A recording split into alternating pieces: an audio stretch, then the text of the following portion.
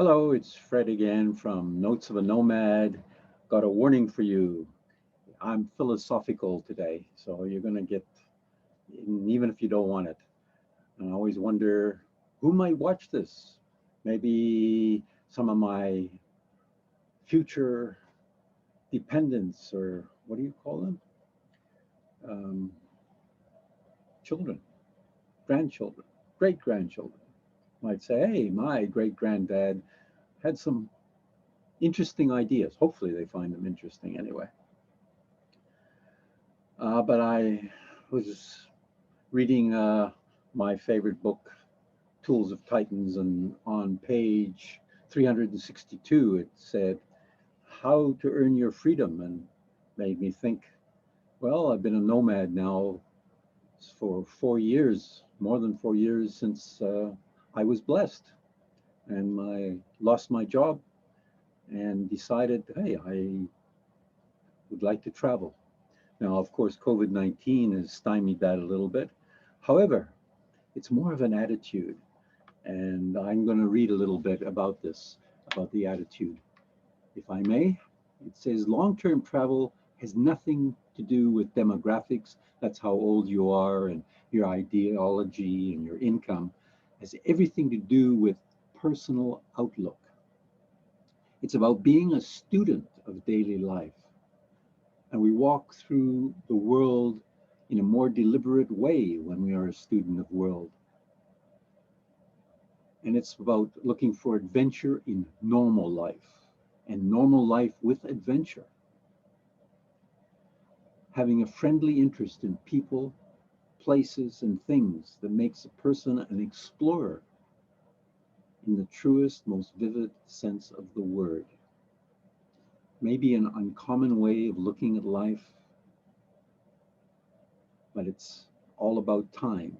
It's our only real commodity and how we choose to use it. And I feel blessed. I'm showing a picture, actually. I should tell you a little bit about the picture before I continue with my philosophical outlook.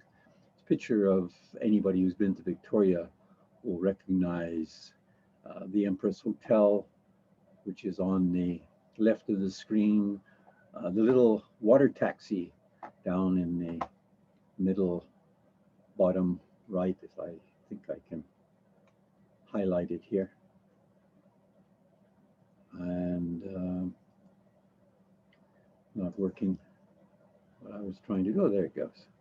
There's the little water taxis where you can go around the harbor. And behind my picture is, I'll lower it, hopefully you can see, the Parliament buildings for the legislature of the province of British Columbia. Wonderful picture. I do have one other picture, which was taken from the fifth floor condo, which I used to rent before I lost my job. And it's not a clear picture, but you can see the white mountains, and the mountains here are in the Olympic Mountains in the state of Washington State. So it's across the Strait of Juan de Fuca there. So that's the picture I thought I would show you of Victoria, picture I took a few years ago before COVID-19. So although I'm on the boat, for example, yesterday I did a very interesting meeting. It was with the ambassadors from the Agri Speakers International. I'm an ambassador for Canada. So there was a individual, Max, from Japan, Ravi from Nepal, Mike was from Indonesia, I think it was Jeremy from Sri Lanka, Alexander, who's normally in Spain. He's the founder of Agri Speakers. But he's in Moscow in Russia at the moment visiting a friend. There was Gabriela from Romania, Jandra, I think his name is, from Ethiopia, Les from the UK, myself from Canada.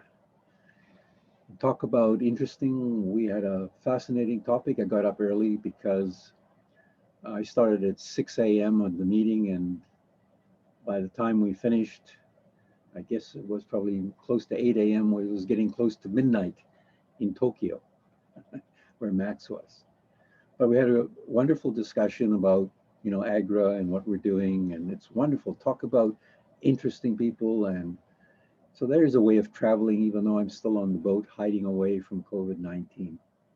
And the other thing that happened, in fact, yesterday was discussing having agile circles with Ravi in Nepal. It's a method of helping youth solve problems. And he wants to sort of do some brainstorming next Sunday.